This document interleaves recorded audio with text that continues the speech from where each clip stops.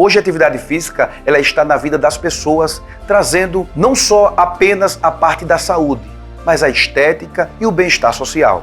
É claro que precisamos de novos concursos públicos, porque há mais de uma década não tem concurso público para o professor de educação física. Aracaju passa por um momento difícil, e principalmente os nossos personagens, os nossos professores que estão cuidando, e a gente precisa desburocratizar a educação física. Temos que acabar com essa taxa abusiva que existe nas grandes franquias de academia. Os nossos personagens precisam pagar um valor simbólico, porque também, de fato, eles usam academia e usam toda a aparelhagem. Mas a gente precisa ter um olhar voltado para esse público que veste a camisa e é esquecido perante o poder público.